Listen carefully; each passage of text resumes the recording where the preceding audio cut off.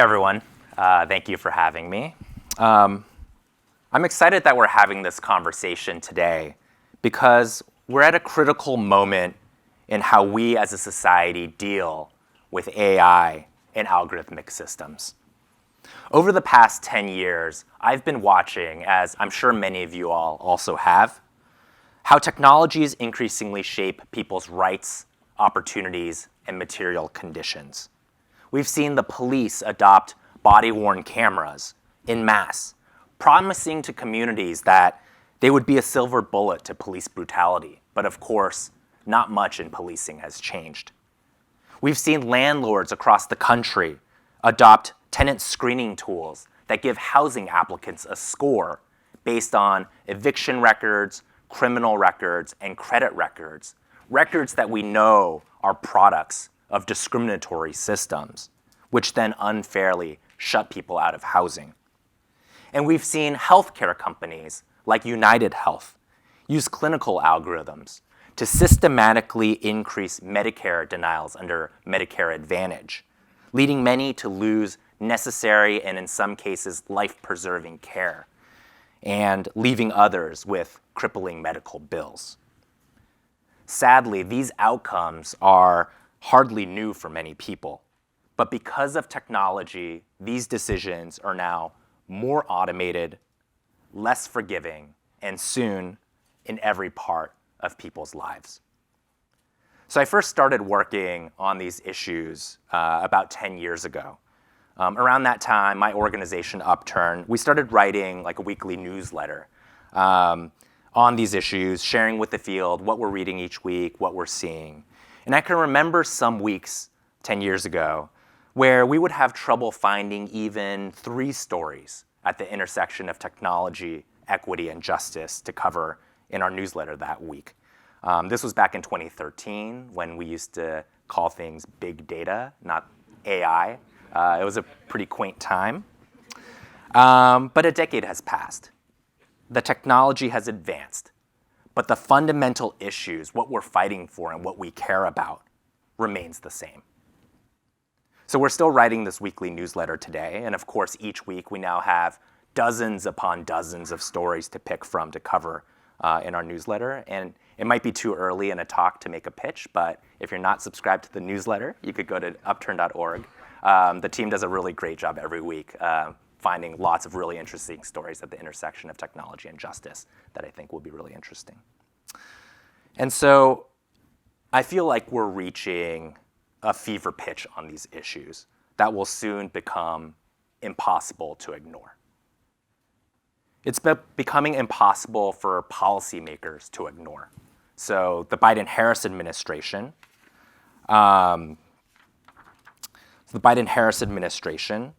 it took a lot of work, but they've moved significantly over the past 3 years from where they started. And along with many of our partners, we've pushed them on the AI Bill of Rights, the recent AI executive order, and OMB guidance. And we've also pushed the agencies like DOL and the EEOC and HUD on a variety of regulatory actions over the past 3 years. And we're seeing increased interest from Congress and at the state and local levels about how to govern AI and how to govern these impacts. It's also becoming increasingly impossible for the public to ignore these issues as well. People are being surveilled in their workplace by bossware to monitor their productivity. We're all subject to face recognition at airports in the name of security, and in the big box stores in which we shop in the name of theft prevention, and so on. And so as a consequence, we might be coming to a point too where it may become impossible for philanthropy to ignore, because technology now mediates nearly every aspect of modern life. So the question to me is not whether we address AI. I think that's inevitable. It's really a question and a decision about how you focus when you think about the broad social impact of AI and whose interests you focus on. We're in a moment right now where technology is cementing racial, economic, and social inequities, and often in ways that are hidden from public view. So I'll tell you a brief story. A few years ago, we were contacted by a legal aid attorney working in Missouri who told us that their state's health department was proposing a new algorithm for determining whether somebody qualifies or not for home and community-based services under Medicaid. So this is a public benefits program that allows people, primarily the elderly and disabled folks, to receive long-term care at home or in their communities rather than in an institutional setting. And this algorithm would score applicants based on their condition to help the state to decide whether they were eligible for benefits under this program and effectively how many hours of home care they would receive each month. And so we were hearing from this legal aid attorney, like, we don't know what algorithms are, we don't know what this algorithm does or how it's going to affect our clients. Do you think you could help us? And luckily for us, in this instance, we could help because unlike many state agencies, the Missouri Health Department happened to make this algorithm available for public inspection and comment before they implemented it. And so what this looked like, actually, in this case, was a 15-page PDF that was like a decision tree that described how the system determined outcomes. And so my colleague Emma, who's a computer scientist, implemented the algorithm and worked with our partners at Legal Services of Eastern Missouri to test the algorithm. So we gathered data from their clients, and we compared the outcomes of the new system with the benefits that their clients were already receiving. And our testing revealed that the new algorithm, if it were to be implemented, would have disqualified as many as 66% of the currently eligible people on the program. So of course, we shared our findings back with our partners at Legal Services, and it helped them and their state partners better understand the dire consequences of the state's proposal and to enable advocates to actively oppose it. And so since then, it's a long story, this was a few years ago, the Missouri Health Department has since released a series of updates to the draft algorithm, each of which we tested and we found to be meaningfully increase the proportion of people who would remain eligible. And so I share this story because it's something that we see often in our work. Well, one, folks out in the field really need help. They need technical assistance, especially when it's the first time that they encounter a more technological issue within the work that they're doing. But also, two, that technology is hiding important political decisions, right? Without intervention and scrutiny and pushback, and in this case, a little bit of luck. What could have easily passed as like an IT modernization project would have further cemented the politics of austerity into the Missouri state Medicaid program and would have cut off potentially thousands of Missouri residents off a crucial healthcare benefits program. And so what do we all need to do? Technology and AI is a new battleground in the long-standing fights for equity and justice. And it's terrain that we can't cede, we can't be too slow to act, and we ourselves can't be too small to combat all of the ways that technology is trying to overwhelm us. And I do find it somewhat ironic that we're sitting here at Google talking about how to confront the power of the tech industry. But I'm hopeful because I see across the country legal aid groups identifying and confronting AI issues that their clients are experiencing. I see public defenders pushing back in the courtroom against ill-gained evidence through technology. And I see labor unions starting to bargain on the ways that employers are using new technologies to surveil and control them. So on the one hand, we could call all of these issues AI issues, but really these are housing issues and labor issues and healthcare issues and policing issues and climate issues, you name it. Issues that aren't new and issues that I'm sure many of you likely already have a long history of working in and funding. And so I think you have an opportunity in philanthropy to support the social sector to do more, to do much, much more on these issues related to technology, right? To make legible where and how these systems are being used and how they function, to empower people to come together, to challenge technology's negative consequences on their lives, and to ensure that the government can play a strong role in regulating these systems. And so in closing, I'm sure you've heard some people, particularly in Silicon Valley, claim that AI is existential. And funnily enough, to a certain degree, I actually agree. But to the question is, as Kamala Harris, the Vice President of the United States, recently put it, existential to whom?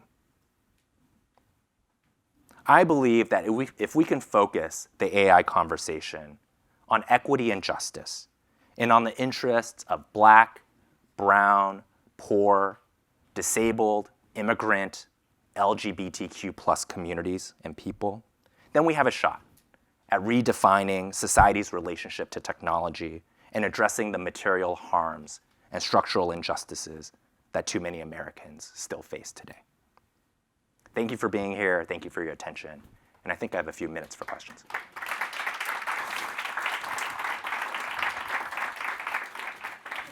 We have these fun mics that I can throw at you, so you don't have to get up. My colleague Adam is on the other side of the room, but we want to welcome any questions for Harlan. They're awfully fun mics. You. Look at that. I have a very quick question. Okay. I'm like, I played middle school softball. Harlan, I just want to ask you to describe Upturn, because a colleague 18 months ago said, Steve, you need to read their newsletter. And now I'm kind of a junkie. But just tell us about your mission. Sure. We work on racial, economic, and social justice through the lens of technology. And so, we work in these contexts of housing and benefits and labor and policing. And obviously, we're diagnosing and working with practitioners, legal aid groups, public defenders, and others, both on the ground at the state and local level, doing technical assistance work, like some of the work that I described, but also ultimately a lot of policy work, right? We want to make structural change, and we believe a lot of that comes through government regulation and action. And so we've been spending a lot of time coordinating with national civil rights groups and racial justice groups, advocating the White House and the Biden-Harris administration on basically focusing on racial equity in its technology policy, but then also working deeply with communities and impacted folks to work on issues as it relates to, for example, housing and tenant screening and what interventions need to happen at a policy level. And what we oftentimes find is that even though technology is creating a lot of the problems or exacerbating a lot of the injustices that we see, a lot of the interventions sometimes aren't really technological at all, right? When it comes to tenant screening tools, it's really not fancy. It's basically repackaged public records, right? At the courthouse, there's eviction records, there's criminal records, and it gets fancied up into like a score and a ranking. And that's really what it is. And the intervention to us is not really about like debiasing, tenant screening. It's actually just sealing eviction records at the point of filing before they fall into the public, into public view, so data brokers can buy them. Because a lot of eviction records, and there's been lots of studies within the housing literature where 95% of eviction filings actually don't actually lead to an eviction, and it's just a landlord trying to demand rent, right? Trying to bully a tenant.